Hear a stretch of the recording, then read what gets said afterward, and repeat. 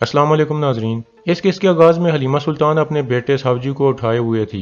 इतने में महापरी इजाज़त लेकर अंदर आ जाती है और पूछती है, इस बच्चे का नाम क्या है? हलीमा कहती है, इसका नाम सावजी है। महापरी कहती है, क्या मैं इसे उठा सकती हूँ? यह सुनकर हलीमा सुल्तान हाइमा खातून की तरफ देखती है तो वो हाँ में सारे लाती हैं। फिर हलीमा सावजी को महापरी के हवाले कर देती है। इसके बाद वो सब बैठकर बातचीत करने लगती हैं। इसी दौरान बाहर कबीले का ढोल बजता है। आयतमुश अपने सिपाहियों को लेकर कबीले में दाखिल हो जाता है।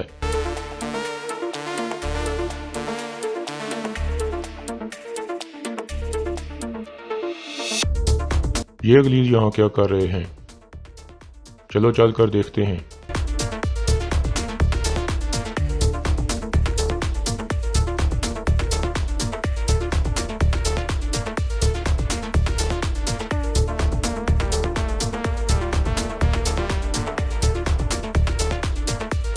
पीछे हट जाओ, हमने सुल्तान से बात करनी है।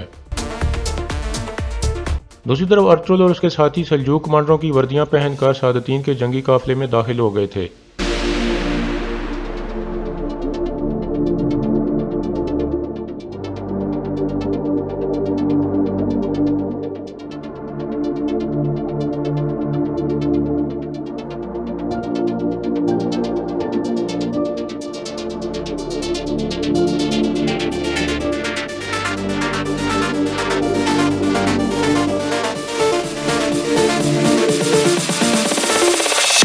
इसी दौरान सादतीन अपने बड़े खेमे में वजीरों के साथ बैठा हुआ था और कह रहा था, सिवास के गवर्नर अमीर उसामतीन कराजा और अमीर तुगान बे की मदद से हम रियासत के सबसे बड़े दुश्मन कामेरी से छुटकारा हासिल करने में कामयाब हुए हैं। मैं इनका बहुत शुक्रगुजार हूँ। फिर सादतीन और बाकी सब वजीर खड़े हो जाते हैं। सादतीन कहता है, मेरे मरहूम वालिद सुल्तान के हुस्रिफ जिन्होंने ये रियासत हमारी अमानत में सौंपी थी, ये हमेशा कायम दायम रहेगी। यह सुनकर सब वजीर हैरान हो जाते हैं क्योंकि उन्होंने पहली दफ़ा सुना था कि सादतीन मरहूम सुल्तान के हुस्रिफ का बेटा है। कुछ देर हैरान होने के बाद सब वजीर नारे लगाने लगते हैं, शहजादा सादतीन जिंदाबाद। हुसामतीन आहिस्ता से कहता है, अल्लाह हमारी रियासत की हिफाजत फरमाए। फिर वो भी शहजादा सादतीन जिंदाबाद का नारा लगाने लगता है। फिर सादतीन सबको खामोश कराकर कहता है, अब जाएं और आराम करें। कल हम एक लंबे और मुश्किल सफ़र पर रवाना हो जाएंगे। हम अपनी रियासत के लिए एक शानदार फतह हासिल करेंगे इंशाअल्लाह।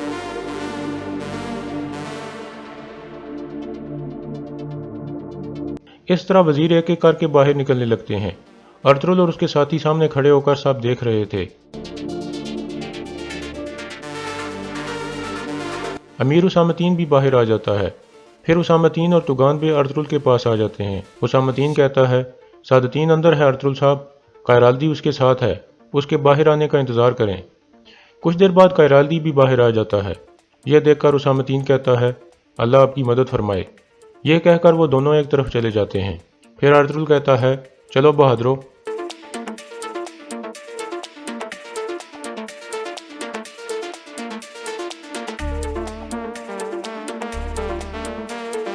एक तरफ जाकर अर्तुगरुल कहता है, सुंगर भाई तुर्गत, आप दोनों होशियार रहना, मैं अकेला अंदर जाऊंगा। तुर्गत कहता है, सरदार मैं आपको अकेले अंदर नहीं जाने दूंगा। अर्तुगरुल कहता है, मैं कासिद बांधकर अंदर जाऊंगा तुर्गत, वो सिर्फ एक आदमी को अंदर जाने देते हैं। सुंगर तेगिन कहता है, परेशान मत हो अर्तुगरुल, जो भी ज़रूरी हुआ वो हम करेंगे, अल्लाह तुम्हारी मदद फरमाए।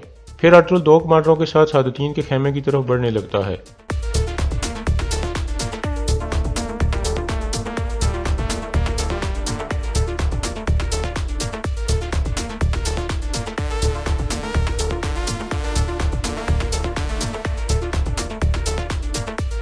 खेमे के बाहर पहुंचकर एक कमांडर कहता है, सामसट से एक कासिद आया है, यह अमीरी हजरत से मिलना चाहता है, इनके पास एक अहम खबर है। सिपाही कहता है, अमीरी हजरत आराम कर रहे हैं। कमांडर कहता है, यह अहम खबर है सिपाही, जाकर उन्हें बताओ। यह सुनकर वह सिपाही अंदर चला जाता है।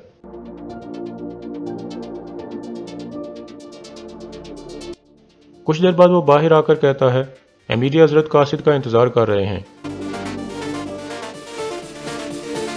अपनी तलवार दे दो।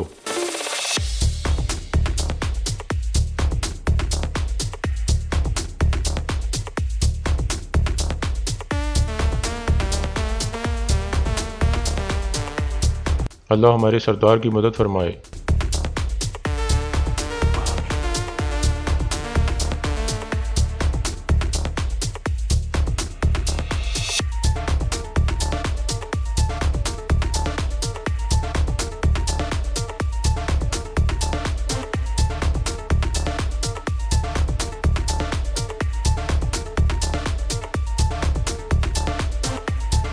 तो आखिर तुम यहाँ आ गए अर्तुल बे, जहन्नम में पहला कदम रख दिया है तुमने।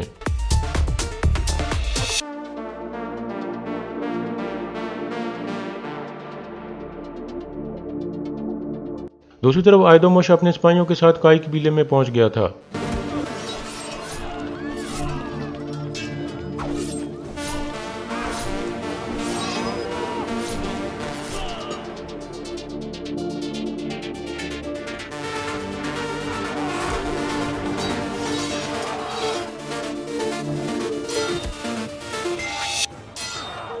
Neler oluyor Artuk Bey? Çayla alamet.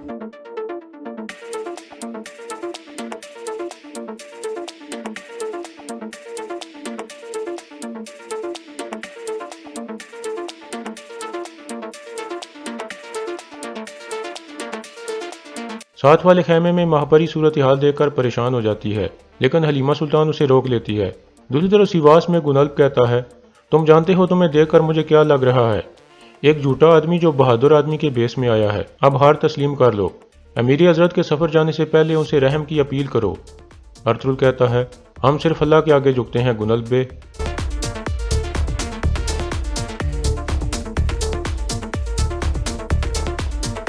गुनल्ब अपनी तलवार निकालकर कहता है, तो फिर तुम खुद चलकर अपनी मौत की तरफ आए हो अर्तुल बे, तुम्हारा सर मैं उतारूंगा। अर्तुल कहता है, मैं अल्लाह से दुआ करता हूँ कि वो तुम्हें अकल अता करे गुनल्ब, ये जान लो कि मैं गलीस सादतीन के मरने तक नहीं रुकूंगा। अब अपना बेहतरीन वार दिखाओ मुझे।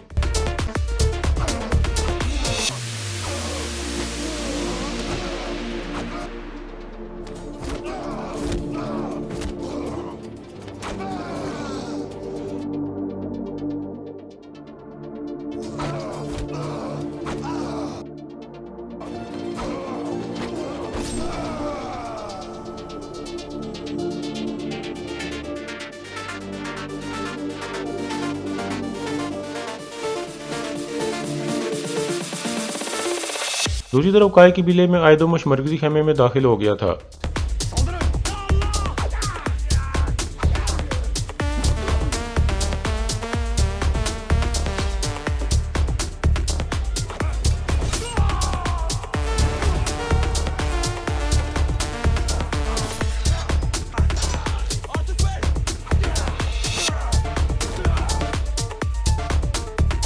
दूसरी तरफ गुनल्ब कहता है, मैं तुम्हें बहुत अच्छी तरह से जानता था अर्तुल, मैं जानता था कि तुम अमीर सादतीन के पीछे जाने से नहीं रुकोगे। इसके बाद कुछ वक्त पहले का मंजर सामने आता है, जब गुनल्ब पिछली तरफ से सादतीन के खेमे में दाखिल हो गया था। सादतीन पूछता है, गुनल्ब तुम इस खुफिया रास्ते से क्यों अंदर आए? गुनल्ब कहता है, अर्तुल आपके पीछे आ रहा है अमीरी हजरत। सादतीन कहता है, वो यकीनन आएगा। कायराल्दी कहता है, तो फिर हमें एहतियाती तदाबीर लेनी होगी। सादतीन कहता है, नहीं, हम सब कुछ ऐसे ही रहने देंगे, अर्तुल को मुझे कत्ल करने के लिए आने दो। गुनल्ब कहता है, अमीरी हजरत, मेरा उसके साथ एक पुराना हिसाब बाकी है, उसे निपटने की इजाज़त मुझे दें। सादतीन कहता है, तुम्हारी वफादारी पर मुझे फ़ख्र है गुनल्ब। यह कहकर सादतीन खुफिया रास्ते से बाहर निकल जाता है। इस तरह सादतीन बचने में कामयाब हो गया था। बाहर तुर्गुत कहता है, सरदार ने अभी तक उस कुत्ते को मार दिया होगा। सुंगर कहता है, अर्तुल काम खत्म करने के बाद बाहर आएगा, हमें उसे लेकर सही सलामत यहाँ से निकलना होगा, फिर बाकी काम हुसामतीन का राजा संभाल लेंगे। इसी दौरान बहुत सारे सिपाही सादतीन के खेमे को चारों तरफ से घेरे में ले लेते हैं।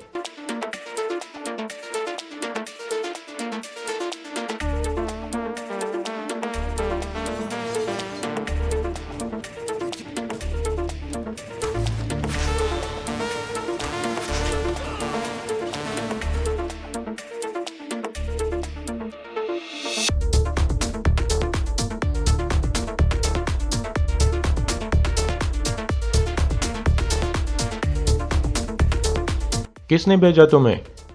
किसने?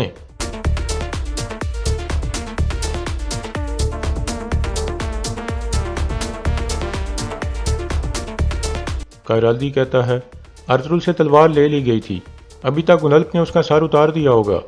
सादतीन कहता है, तुम अर्तुल को नहीं जानते कायराल्दी, अर्तुल की जदोजहद ही उसका हथियार है। फिर सादतीन बुलंद आवाज में कहता है, हार मान लो अर्तुल, हार मान लो और मुझसे रहम की अपील करो। फिर गुनल्ब भी कहता है, हार मान लो अर्तुल, रास्ता यहाँ ख़त्म हो गया है, बाहर निकलने का कोई रास्ता नहीं है।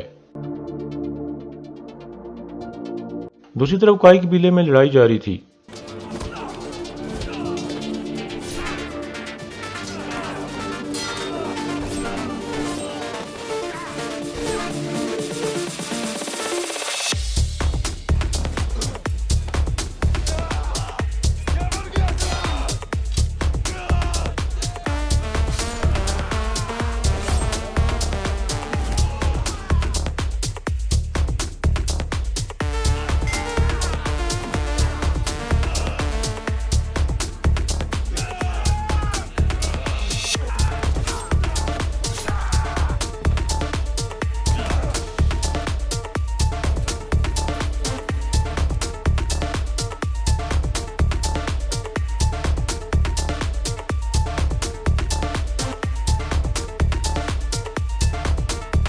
मैं तुम्हें चीर डालूंगा, मैं तुम्हें चीर डालूंगा। तो आओ देखते हैं कौन किसे चीरता है।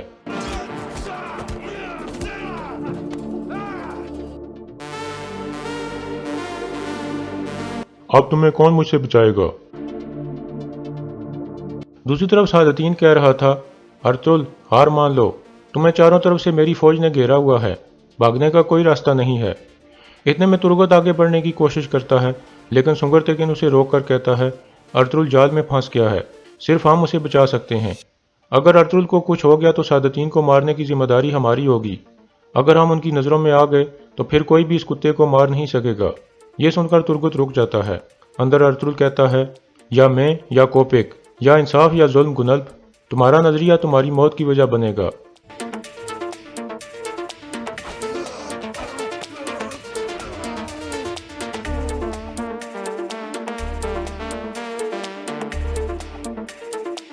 इस तरह अर्तुल गुनल्ब को काबू कर लेता है। बाहर उसामतीन और तुगान बेबी सादतीन के पास आ जाते हैं। सादतीन कहता है, आखिरकार वो मेरे शिकंजे में आ गया। उसामतीन ड्रामा करते हुए कहता है, अल्लाह का शुक्र है, सफ़र पर जाने से पहले आप उसका सर उतार देंगे। फिर सादतीन बुलंद आवाज में कहता है, बहुत हो गया, सिपाहियों तैयार हो जाओ, हम हमला करेंगे। फिर वो सब आगे बढ़ने लगते हैं। इसी दौरान अंदर अर्तुल कहता है, आगे बढ़ो गुनल्ब, देखते हैं कि सादतीन तुमसे कितना प्यार करता है, जिसको तुम अपने बाप की तरह समझते हो और जिसके लिए तुम अपनी जान देने को तैयार हो। चलो।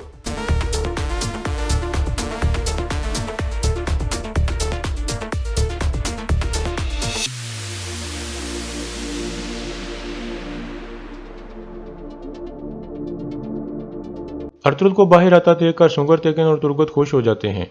सुंगर कहता है, जब तक अर्तुल जिंदा है उम्मीद बाकी है।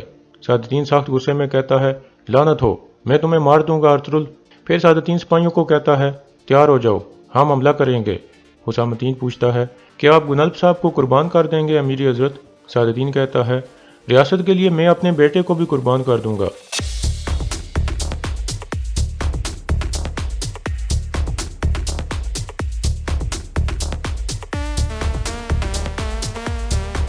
दूसरी तरफ काई कबीले में बामसी ने आयदोमुश की गर्दन पर तलवार रखी हुई थी। गयासुद्दीन हकीम अर्तुक को कहता है, आप अपने जख्म को देखें अर्तुक साहब। यह सुनकर अर्तुक बाहर निकल जाता है। फिर बामसी कहता है, मेरे सुल्तान मुझे इजाज़त दें कि मैं आपके सामने इस गलीज का सार उतार दूं। गयासुद्दीन कहता है, अभी नहीं बामसी। दूसरी तरफ अर्तुल ने गुनल्ब की गर्दन पर तलवार रखी हुई थी। सादतीन अर्तुल को कहता है, क्या तुम सोच रहे हो कि तुम गुनल्ब के जरिए अपने आप को बचा लोगे? क्या तुम जानते नहीं कि मैं तुम जैसे गद्दार के लिए अपने बेटे जैसे गुनल्ब को कुर्बान कर सकता हूँ? हथियार फेंक दो और मुझसे रहम की अपील करो, या फिर गुनल्ब के साथ तुम भी मरोगे।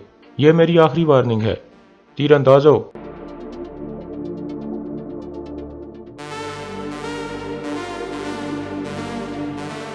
अर्तुल आहिस्ता से गुनल्ब को कहता है, तुमने अपने बाप जैसे आदमी का असल चेहरा देख लिया है गुनल्ब।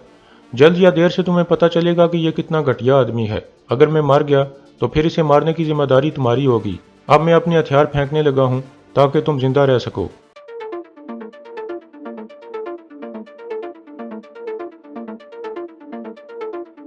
पकड़ लो इसे।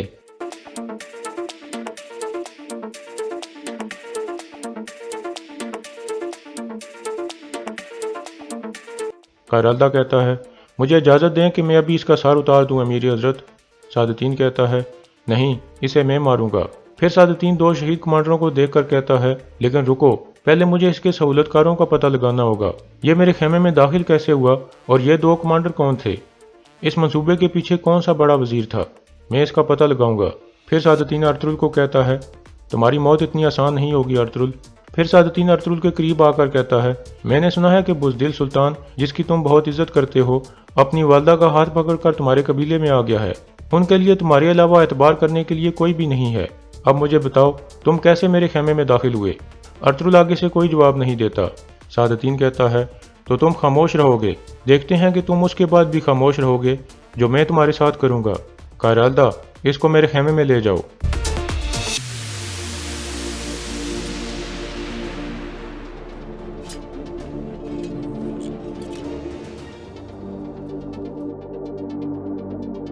दूसरी तरफ बिलाजी किले में करीतोस कहता है, मुझे यकीन है कि ये मंसूबे शहनशाह को भी पसंद आएंगे आरिस। इतने में मारिया अंदर दाखिल होती है। करीतोस कहता है, बोलो मारिया, तुम मुझसे क्या बात करना चाहती थी? मारिया कहती है, हुजूर, मैं आपके लिए एक अहम मालूमात लाई हूँ। मैंने सुना है कि सुल्तान गियासुद्दीन कोनिया से निकलकर अबीकाई कबीले में रह रहा है। करीतोस पूछता है, क्या तुम्हें पूरा यकीन है? मारिया कहती है, जी हाँ हुजूर, मैंने आपको बताया था कि मेरे पास मालूमात हासिल करने का एक जरिया मौजूद है। अहमद पूछता है, यह मालूमात तुमने कैसे हासिल की मारिया? मारिया कहती है, जाबदार कबीले की एक औरत से। करीतोस कहता है, सादतीन बहुत ताकतवर हो चुका है। सुल्तान को इस बात का अंदाजा हो गया होगा, इसलिए उसने अर्तुगरुल के पास पनाह ले ली। तुर्कों के अंदर अफरा तफरी फैलाने का ये एक बेहतरीन मौका है आरिस। हम सुल्तान को काई कबीले में कत्ल कर देंगे, फिर अर्तुगरुल का नाम और एतबार तबाह हो जाएंगे, और ये अजीम जिम्मेदारी तुम निभाओगे आरिस। अहमद कहता है, हाँ करीतोस, इस दफ़ा तुर्क सच में मेरे शिकंजे में आ गए हैं। करीतोस कहता है, तो फिर वक्त ज़ाया मत करो, आदमियों को अपने साथ लो और हमला करो, सुल्तान वहां से जिंदा ना निकलने पाए। और यहाँ इस किस्त का अख्तिताम हो जाता है।